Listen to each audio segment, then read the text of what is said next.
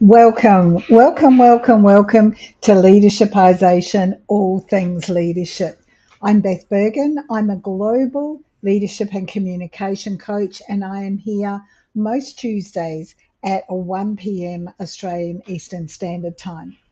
In our last conversation, we talked about creative disagreement, and what what what I shared with you is that opens the door for a lot of conversation about people who are tough to like, people who enjoy disagreements and who aren't open to the possibility of doing anything that's outside what they believe is right or what they believe is wrong. Now, as leaders, it's actually can be quite hard to see how others see us.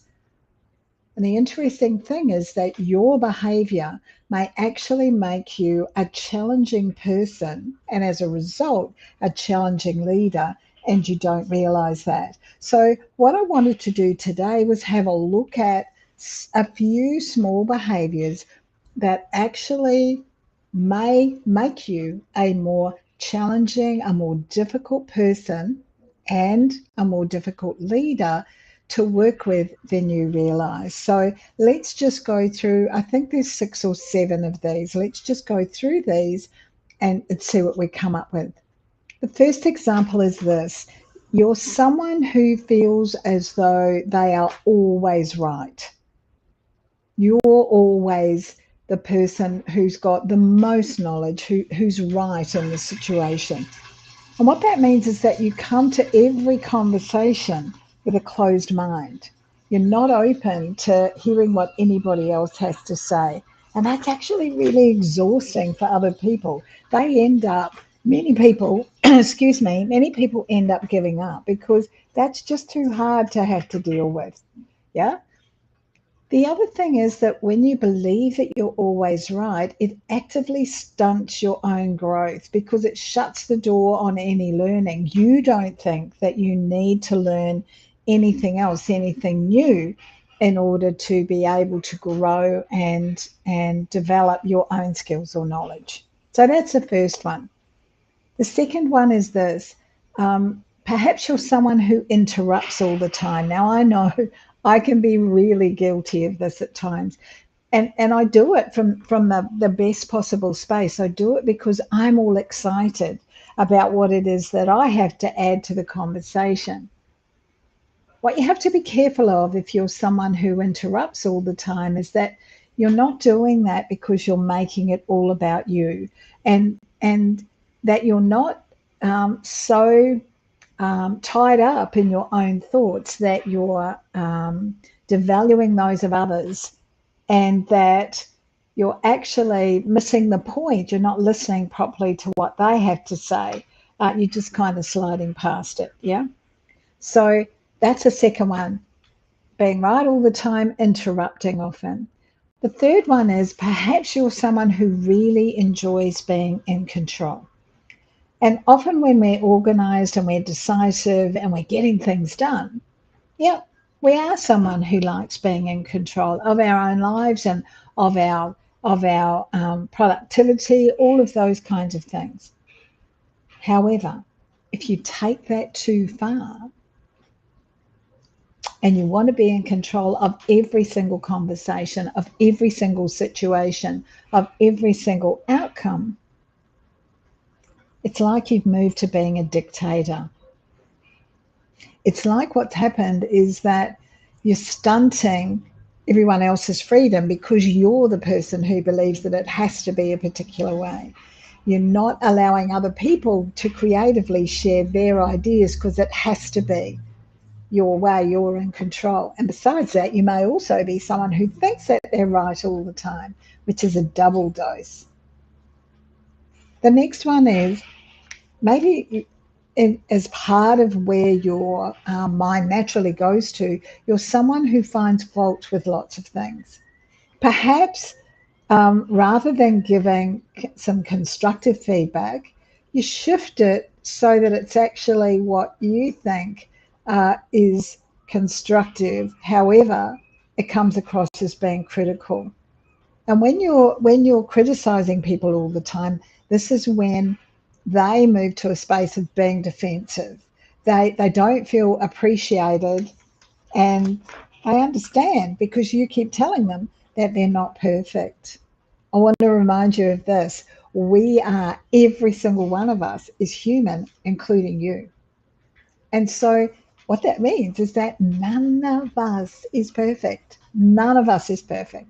So rather than commenting all the time about what isn't going so well or offering that awesome constructive criticism, I don't know how those two words even actually go together, notice what can and does go well and comment about that. Make sure that you're giving that positive feedback. The fifth thing that we can do that contributes to being a challenging person to be around and an even more difficult leader is we negate other people's feelings. Now, empathy is a skill. It's a social skill that it's useful for all of us to have. It's not a weakness. People often see empathy as a weakness, or they can often see empathy as, oh yeah, I just give, yeah, I give too much. I give too much away. It's not cool. So what I want you to think about is respecting other people's emotions and respecting other people's reactions. And it's not about you overreacting to everything. It's not about saying to someone, you're overreacting. It's not about saying, oh, yeah, that's no big deal. I don't know what you're going on about. And really importantly, as a leader, don't fall into that trap of saying something like, I don't care, or I don't care. You make up your own mind. People want to know that you do care. So choose some other language around that and make sure that you're acknowledging people's feelings. The sixth one is grudges, holding on to grudges. Holding on to grudges. Look, you're a leader. Let them go. Find a way to work through them. Number 7, change is tough. If you're someone who thinks that change is tough, it's part of life. Change is part of life. It's going to be there. Like if you're leading a team, it's especially important for you to make sure that you're flexible and that there's adaptability in what you do and that you don't get too rigid in your thinking. Number 8, sugar sweetness. No one wants a leader who's going to be fake, because in their mind that equals untrustworthy. You lack sincerity. You're inauthentic. Recognize that it's okay to disagree with other people, but it's also perfectly okay to be yourself, and that you can be kind and genuine at the same time. Number 9, jumping judge. Jumping to conclusions, jumping to judgments. You're quick, rapid at getting to those conclusions, and very often because you haven't slowed down to take the time to get the full context, there's lots of misunderstanding, and you haven't got the conflict, the context, so that can lead to conflict. So slow down if you tend to jump to conclusions. Slow down, be a little more thorough, be a little more thoughtful. Finally, number 10, low self-awareness. And I'll talk about low self-awareness, low self-esteem in next week's Leadershipisation. But behaviours, your reactions, and your emotions, they're yours. I know that. You know that. However, as a leader, it's really important that we take the time to reflect on how those behaviours, how those reactions, how those emotions are impacting on other people. Because as a leader, it can be quite difficult to take back whatever that really poor behaviour, whatever that really poor reaction, whatever that over emotion has been in the circumstances. You see, really, what all of these 10 things do is they demonstrate that it all comes down to growth. And it's your growth as a human being and your growth as a leader. All of this starts with you. If you're going to grow, if you're going to adapt, if you're going to evolve as a leader, it has to be because you are making the effort. It has to be because you've taken that time for self-reflection. It has to be because you understand everything I do is being watched by those people who are in my team. They will either be modeling it,